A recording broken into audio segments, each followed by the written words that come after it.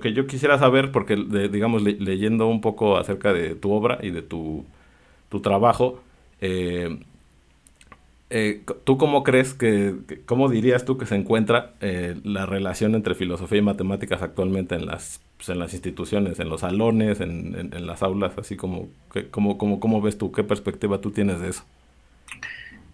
Primero coincidiría contigo acerca de la importancia de que filosofía y matemáticas estén juntas, porque ambas son modos de pensamiento universal que realmente tienen pues muchas conexiones naturales entre ellas, desde los griegos obviamente hasta hoy.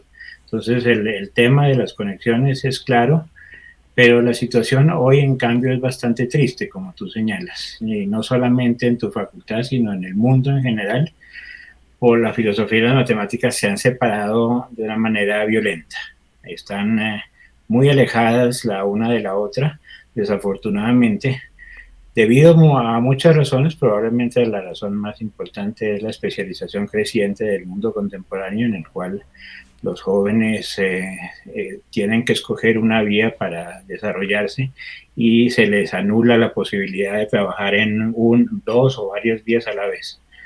Entonces eso hace que estén bastante separadas en la práctica de los departamentos de las universidades, donde evidentemente se practican. Ambas disciplinas son disciplinas académicas, no andan por ahí en la calle, y entonces sí dependen un poco de cómo se comporten los académicos con respecto a ellas. Y desafortunadamente entonces el matemático se ha tornado muy, muy técnico y desprecia bastante las grandes ideas filosóficas, y los filósofos por su lado se han tornado muy generalistas y no tienen la suficiente capacidad técnica para meterse en problemas detallados de la ciencia. Entonces ahí hay una larga separación desde hace mucho tiempo. En particular el siglo XX ha sido desafortunado en eso en general. Ahorita hablaremos después pues de las buenas excepciones, que siempre hay magníficas excepciones que son para nosotros los ejemplos que nos dan la pista para seguir. Pero en general se han separado mucho gracias sobre todo a la influencia de la filosofía analítica anglosajona, que ha sido absolutamente fatal para las matemáticas. La filosofía analítica anglosajona se ha dedicado a entender el lenguaje de las matemáticas, pero ha dejado completamente de lado las matemáticas. Y eso es grave, porque entonces han reducido las matemáticas a un juego de lenguaje, cuando la matemática, pues tú lo sabes muy bien, es algo muchísimo más complejo, donde el lenguaje es fundamental, pero donde hay un montón de intuiciones geométricas, errores, vaguedades que son también fundamentales. Híjole, cuántas cosas de que hablar con esta respuesta. Mira, con esto último que mencionas acerca de la filosofía analítica, me gustaría, bueno, primero por mí, tengo una idea de qué es la filosofía analítica, pero para las personas que nos están escuchando o que nos van a escuchar, ¿me podrías decir qué es la filosofía analítica y digamos, porque además he escuchado que haces críticas a la filosofía analítica en otros momentos, y qué es lo que digamos para ti, eh, o bueno, y qué opinión tienes de ella, ¿no? Para dejarlo de esta forma, ¿no? ¿Qué es Muy y qué bien. opinión tienes de ella?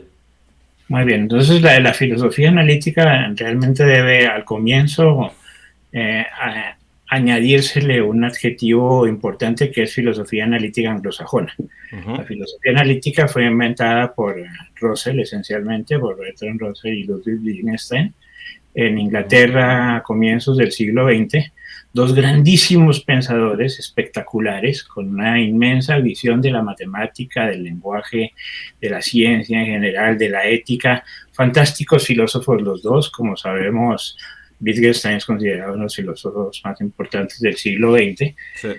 Y Russell, por su parte, es sin duda uno de los más grandes filósofos de la ciencia también de todos los tiempos. Entonces, los dos son grandísimos pensadores jóvenes, brillantes, que a comienzos del siglo XX se plantean una idea muy bella y muy fuerte, que es que la matemática, gracias a un lenguaje extremadamente riguroso y preciso, nos permite entender el mundo.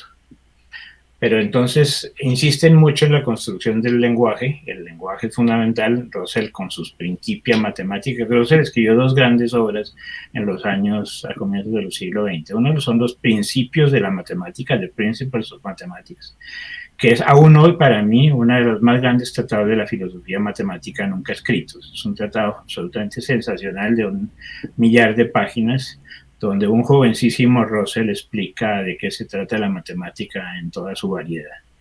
Pero luego Russell, junto con Whitehead, su mentor, escribieron otra cosa que se llama los Principia Mathematica, que es una colección de reformulaciones lógicas de la matemática extremadamente abstrusas y difíciles de entender.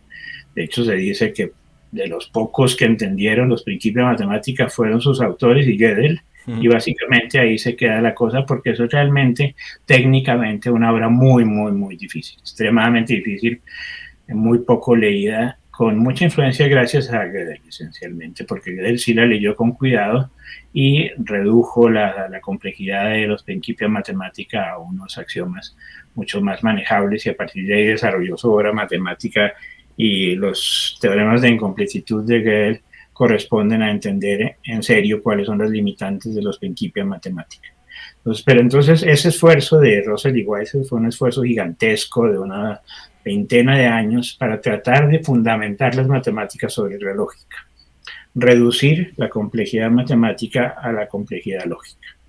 Ese proceso de reducción en un cierto momento se ve que no funciona, no ni siquiera por Gödel, sino el mismo Russell en un cierto momento se da cuenta que el principio que no va a funcionar, porque hay un axioma escondido que hace que el infinito se meta dentro de sus axiomas principales, y finalmente no puede reducir las matemáticas a la lógica. Pero el esfuerzo de ellos fue muy grande en ese sentido, y los sucesores, que no tenían la brillantez de Russell y Whitehead, como a menudo sucede, los grandes inventores dejan escuelas. Las escuelas tienden a ser bastante peligrosas, no son muy recomendables las escuelas en general, tienden a reducir la complejidad inventiva y creativa de los creadores y convertirlas en dogmas. Se petrifican, ¿no? Para mí, sí, para mí desafortunadamente la escuela anglosajona convirtió en dogma el inicio de la gran labor de Whitehead y Russell y Wittgenstein para tratar de demostrar que el lenguaje matemático era fundamental. Y de ahí en adelante ellos fueron reduciendo el asunto y se convirtió en la matemática, la redujeron únicamente a principios del lenguaje, juegos del lenguaje, axiomas, entendimiento de la lógica, y con eso creyeron que estaban haciendo filosofía de la matemática. Entonces yo digo a menudo, pues que simplemente lo que estaban haciendo, no es simple porque es difícil, pero que lo que estaban haciendo era filosofía de la teoría de conjuntos, porque Russell y Whitehead habían reducido la matemática a la teoría de conjuntos, y a la lógica de primer orden. Entonces la escuela analítica anglosajona empieza a hacer sistemáticamente filosofía de la teoría de conjuntos y de la lógica de primer orden, creyendo que con eso están haciendo filosofía de las matemáticas. Ese considero que es el error fundacional más grande que para la filosofía de la matemática del siglo XX. No es para nada lo mismo hacer filosofía de la lógica que hacer filosofía de los espacios topológicos, de las álgebras abstractas, de las ecuaciones diferenciales, de los espacios funcionales. No es porque ellos puedan reducirse al lenguaje de la lógica que lo que sucede en ellos es algo únicamente lógico. Ese es un error metodológico absolutamente gigantesco, y ese es un error que yo he insistido en criticar mucho. Cuando me decías que yo criticaba la filosofía analítica, es en el sentido de que insisto en que han cambiado el objeto de estudio. Lo que ellos llaman filosofía de las matemáticas es otra cosa, es filosofía de la teoría de conjuntos y la lógica clásica de primer orden, cosa que por sí es muy interesante, pero que no puede de ninguna manera llamarse filosofía de la matemática.